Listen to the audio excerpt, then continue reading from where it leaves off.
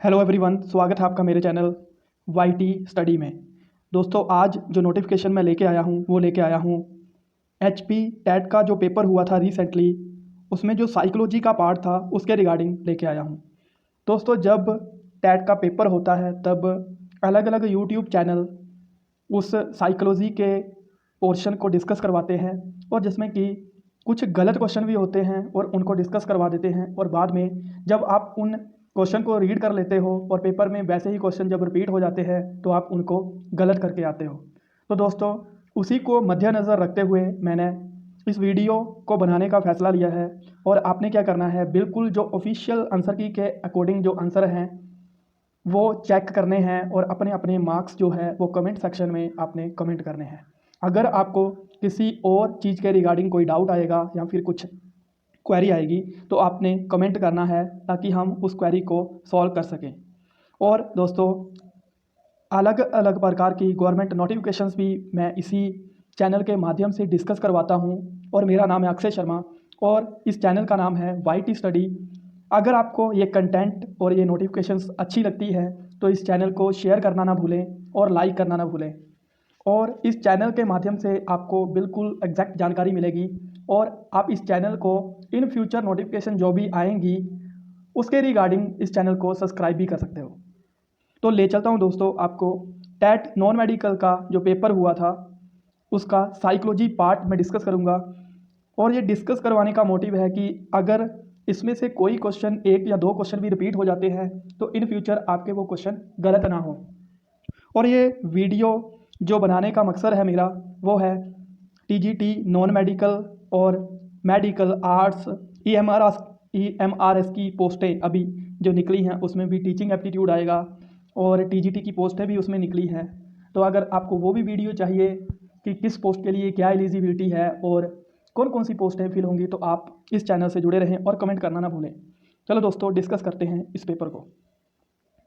इसमें टोटल 1 से लेकर 30 क्वेश्चन मिलेंगे आपको। इसमें पूरी जानकारी बताई है मैंने। ये पेपर हुआ था 25 जून 2023 को, जिसमें पहला क्वेश्चन था विच of the following is not a function of educational psychology.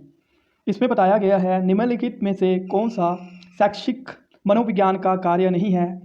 तो आपने इसके पूरे जो ऑप्शंस हैं वो पढ़ने हैं, और इसका बिल्कुल सही आंसर 101% सही जो आंसर है वो है बाल विकास पर ज्ञान प्रदान करना।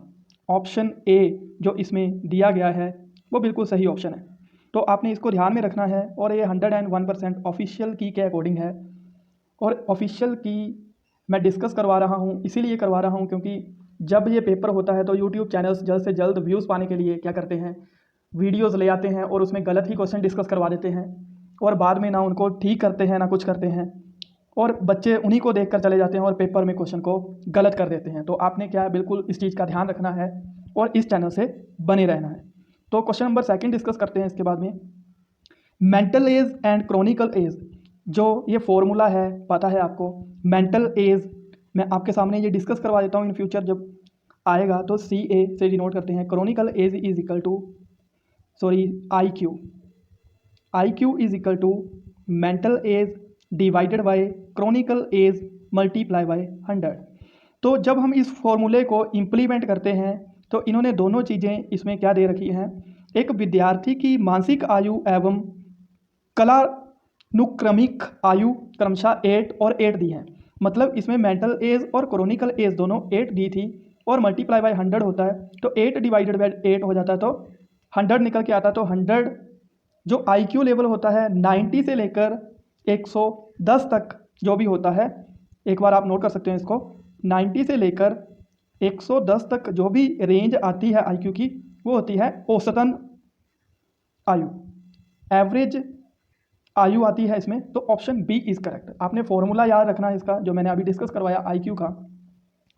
ये फॉर्मूला डिस्कस करवाने का मोटिव ये है कि इस फॉर्मूले से आपसे क्वेश्चन भी बन सकता है इन फ्यूचर, और या फिर डायरेक्टली पेपर में क्वेश्चन भी आ सकता है। उसके बाद में question number 3, an essential aspect of all learning is, सभी सीखने का एक अनिवार्य पहलू है नकल, भावना, प्रेरणा या तनाव। तो मोटिवेशन, आप सभी को पता है कि मोटिवेशन क्या है, इसका बिल्कुल सही आंसर है option C is correct. Motivation ज़रूरी होती है सीखने के लिए। हमने कुछ भी कंसेप्ट सीखना है तो हम मोटिवेशन सीखते हैं, मोटिवेशन से सीखते हैं, सॉरी। उसके बाद में question number 4, dash is not an element of creativity. Creativity का पार्ट कौन सा इसमें नहीं है? तो मेमोरी इसमें नहीं आता है, बाकी पूरी चीज़ें इसमें आती हैं। अगला question, question number 5, cause effect relationship is studies through which of the following method. कारण प्रभाव संबंध का अध्ययन निम्नलिखित में से किस विधि से किया जाता है? तो ये आती है कॉज एंड इफेक्ट। आपने याद रखना है कॉज एंड इफेक्ट होता है एक्सपेरिमेंटल मेथड में।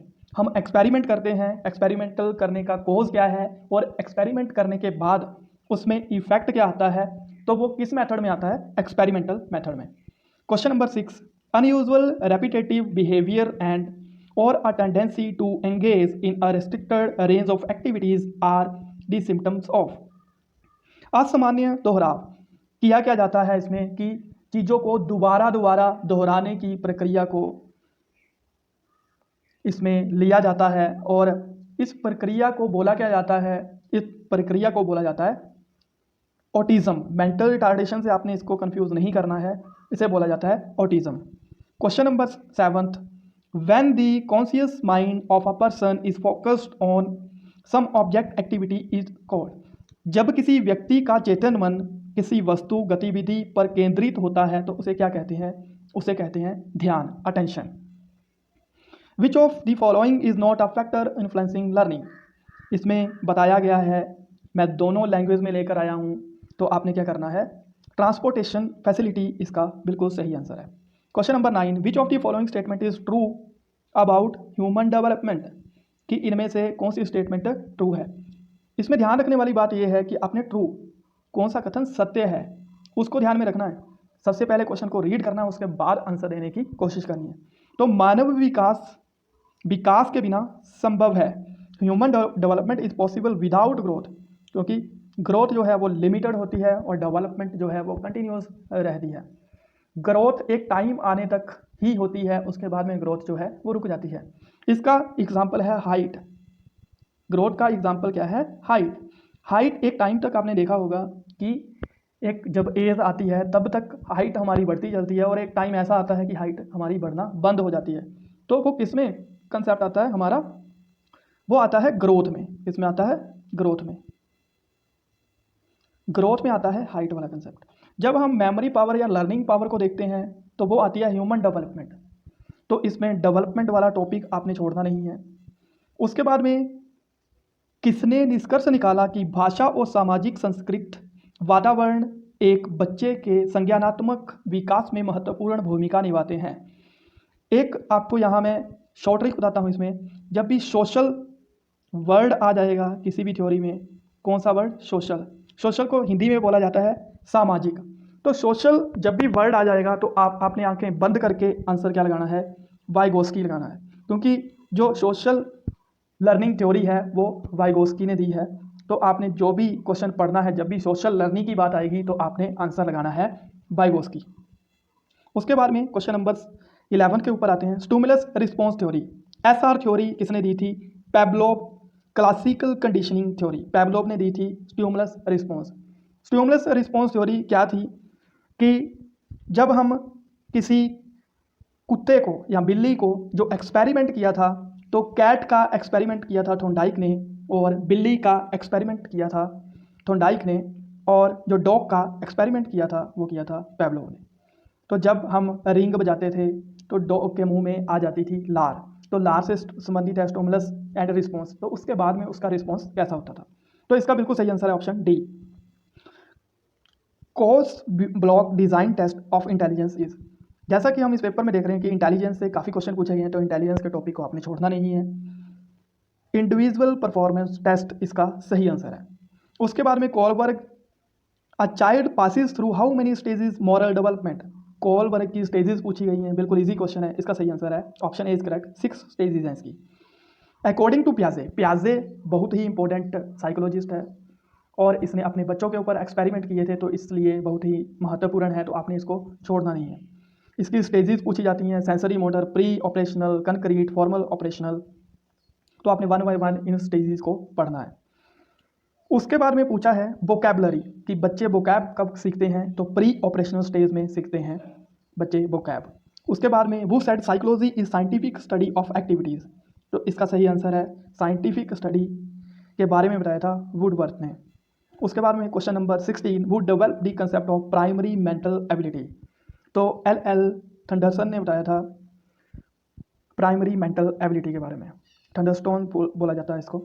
उसके बाद में डिस्ग्राफिया, 12 जो लर्निंग डिसेबिलिटीज़ हैं उसमें से एक क्वेश्चन हमेशा पूछा जाता है, तो डिस्ग्राफिया होता है रीडिंग डिसऑर्डर। अर्थमेटिक डिसऑर्डर जो होता है वो होता है कैलकुलेशन के रिगार्डिंग, अर्थमेटिक डिसऑर्डर होता है कैलकुलेशन के रिगार्डिंग होता है। राइटिंग डिसऑर्डर होता है डिसलेक्सिया बोलते हैं राइटिंग डिसऑर्डर को, तो आपने ध्यान रखना है इसका कि डिसलेक्सिया जो होता है वो राइटिंग डिसऑर्डर होता है। उसके बाद में अगला क्वेश्चन डिस्कस करते हैं, question number 18 according to Sigmund Freud, again इसमें नोट का ऑप्शन दिया है, तो सुपर अति चेतन जो है इसका बिल्कुल सही आंसर है, सुपर कॉन्शियसनेस। उसके बाद में question number 19 a motivated behaviour is directed toward, motivated behaviour जो होता है डायरेक्टेड किसके होता है, वो होता है गोल के डायरेक्टेड। उसके बाद में कुछ मामलों में बच्चे अपने माता पिता की तुलना में कम मानसिक क्षमता दिखाते हैं, और इसके विपरीत अनुवांशिकता के नियम को क्या कहा जाता है, तो इसको बोला जाता है law of regression, option D is correct. A student always gets, question number 21 a student always gets 2 toffee after writing 10 correct lines, it is example of continuous reinforcement. Continuous इसलिए बोला है क्योंकि ऑलवेज बोला गया है, always gets 2 toffees writing 10 correct lines. Maximum बच्चों ने इसको बोला है फिक्स्ड रेसो रीइंफोर्समेंट, तो वो गलत आंसर है, इसका आंसर सही है continuous reinforcement. Question number 22 which school of psychology accept psychology as a science of consciousness, तो इसका आंसर है स्ट्रक्चरलिज्म के बारे में बताया है, संरचनावाद के बारे में बताया था, ऑप्शन ए इज करेक्ट। बू propounded social learning theory, social learning theory किसने दी है, वो दी है अल्बर्ट बंडूरा ने, किसने दी है अल्बर्ट बंडूरा ने।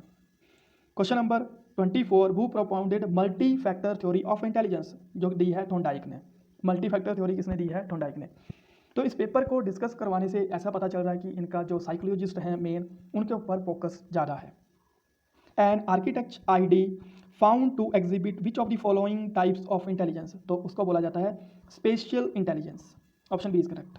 Question number 26 providing knowledge of results to students will promote learning, option B is correct.